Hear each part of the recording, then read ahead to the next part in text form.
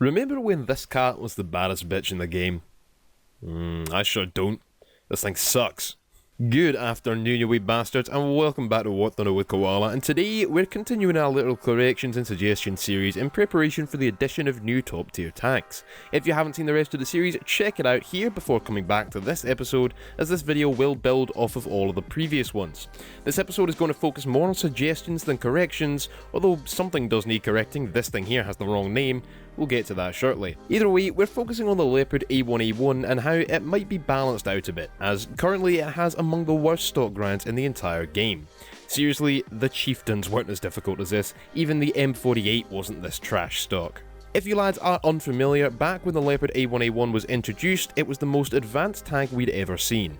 In time, things changed, and the T64A became the king as of patch 1.71 to 1.75.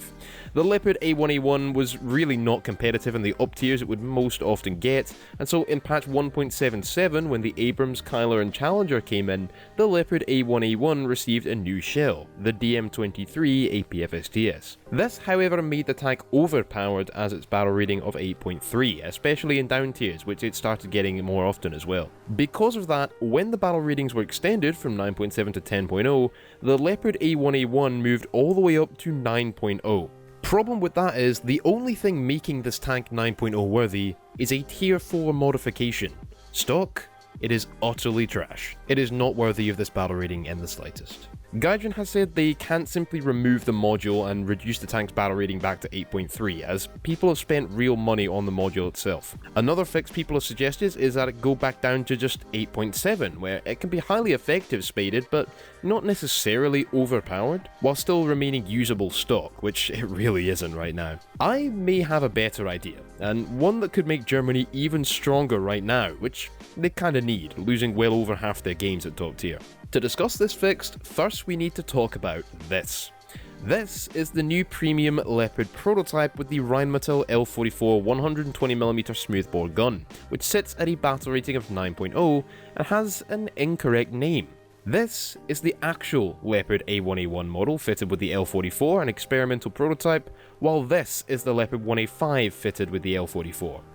Notice a difference? Well, it's right here. This optic was not seen on the Leopard A1A1, which was renamed Leopard 1A1A1 when the Leopard 2 became a reality, just to clarify. This optic was attached to the Leopard 1A5 upgrade package and was found on both variants, with the 105 or 120mm gun. And so our tank, named Leopard A1A1 L44, should be named either Leopard 1A5 L44 or Leopard 1A6.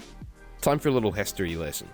By 1980, the Leopard 1A1A1 had fallen out of competitiveness. By this point, the M1 Abrams and Leopard 2 had been produced, as well as the Soviet T-72 and T-80.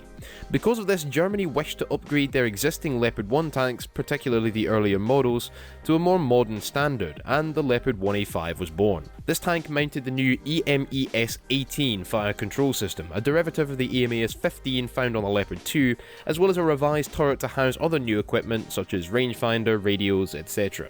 In most ways, the Leopard 1A5 looks identical to an A1A1 seen in game, besides this optic sitting atop the turret. The fact that our Leopard Premium has this modelled means it cannot be a Leopard A1A1 L44, which once again did actually exist. This tank is one of the upgraded 1A5 standard Leopards. The Leopard 1A5 upgrade package was offered to the Bundeswehr and foreign users of the Leopard A1A1 as of 1987 and could be ordered in two forms, one mounting the existing L7A3 105mm rifle cannon and another replacing the old cannon with the newer L44 120mm. This option proved enormously expensive, however, almost double the price, and so was never used or even ordered by any nation. It's because of this that I see this tank being called a Leopard 1A6, as I mentioned in the devlog video I made before patch 1.81. For those of you screaming, but the Leopard 1A6 had composite armor and the gun mantlet from the Leopard 2, well, yes and no. See, Leopard 1A6 is just a nickname, given to the two prototypes privately manufactured by Rheinmetall between 1985 and 1987. Officially, the Leopard 1A6 never existed. The purpose of these prototypes was to see if the Leopard 1A5 option with the L44 could be made more cost effective, and while it's true that these tanks did have a complete composite armor, the L44 gun and the revised mantlet, well, here's where the debate starts. Seeing as those two prototypes were never mass-produced in any way, and neither was the original Leopard 1A5 option with the L44, which is what we see in-game, there's no hard and fast rules as to what classifies a Leopard 1A6. It's only a nickname after all. There's no official Leopard 1A6 at all, so it can't be wrong to call this tank a 1A6.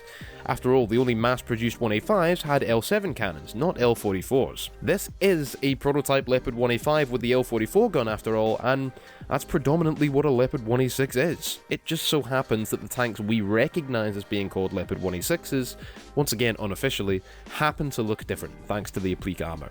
Either way, this tank is not a Leopard A1A1 because of this.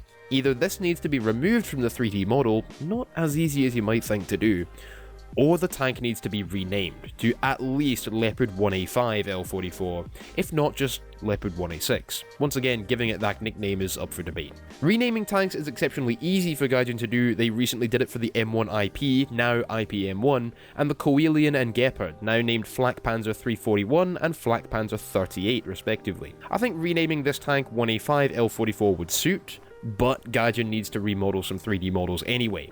That's the fix I mentioned earlier.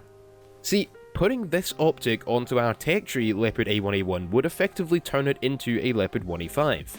You change the name, improve the stabilizer, and now all you have to do is give us the DM23 as a tier 1 modification, while the rest of the shells can be given to the tank stock. We still have that issue of giving away something for free that people may have actually paid for in the past, but it's far less of an issue here than it would be if the DM23 was simply removed. You're not taking away anything people have paid for. If you're paying for Leopard A1A1 modifications at all, you're probably doing it just to get the APFSDS shell. No one really cares about its heat or hash, let's be honest. Otherwise, I'd suggest giving DM23 to the tank stock as well, and you might suggest the same. Let me know in the comments.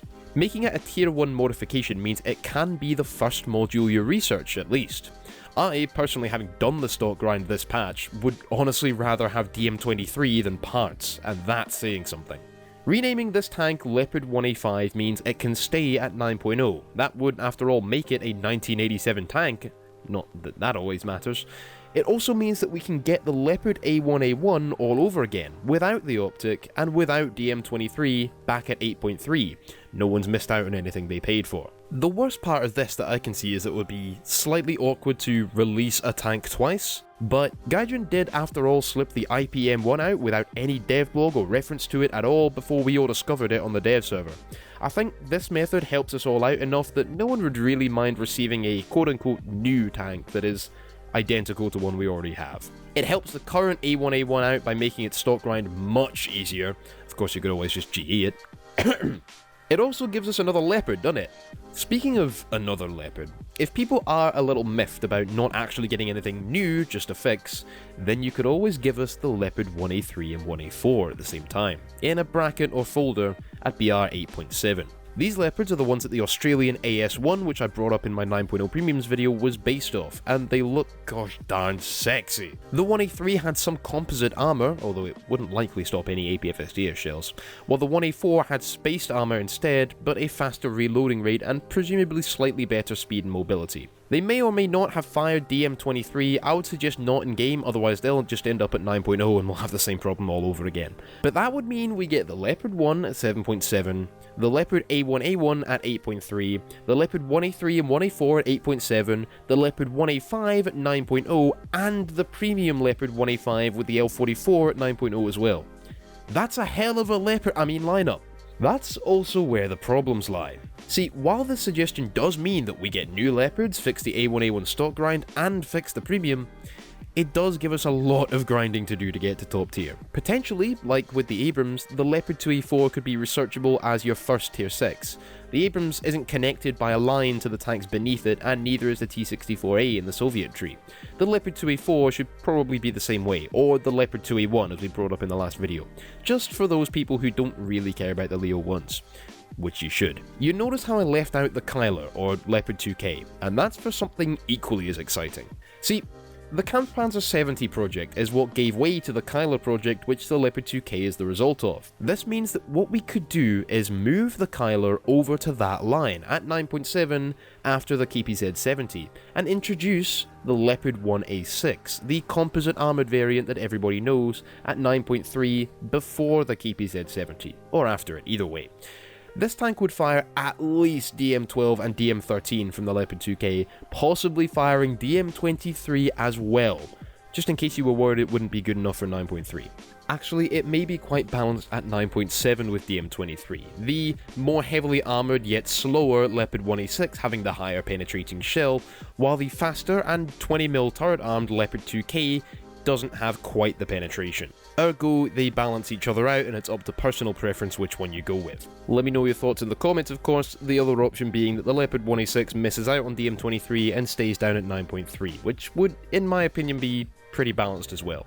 This would give us a fully experimental or prototype line in Tier 6 Germany, which coincidentally follows the Maus, a tank that was never produced either. We have the Leopard 1A6, KPZ 70, and the Leopard 2 Kyler prototype in one line, and opposite that would be the Leopard A1A1, Leopard 1A3 and 1A4 in a folder, and the Leopard 1A5, preceding but not connected to the Leopard 2. I'd also suggest that at the same time, tanks with battle ratings of 10.0 or above, as we discussed in the previous videos of the series, become our first Tier 7 tanks. Also Gaijin, move the bloody 9.0 premiums to Tier 6. Anyway lads, that is going to be it for this video. I hope you have enjoyed. Please leave a like if you did, subscribe if you haven't already, and come follow me at all the links in the description below. Be sure to let me know all your thoughts on what I've said here down in the comments. Feel free to ask any questions or clarify anything I might have mucked up. I don't think anyone's going to be on at me for historical inaccuracies for this one, however. Shout out to Kebab Defender for helping me come up with this idea / plan, and helping me out with historical references and information. Kebab is also working on the Community Tech Tree project, which you may have seen the European Canadian talk about in his video about a Swedish tech tree, something I'm all for, by the way. I'll leave a link to the Community Tech Tree project Discord down below for you lads to all go check it out. If you wish to support me on Patreon, in the link in the description, a huge thank you to you, as it really does help me out enormously, and of course I'm grateful to those of you who support me already. Next episode in the series will probably be on the Challenger 1, but until then, always remember, keep your bagpipes to hand, your kill tone, and I'll see you lads in the next one.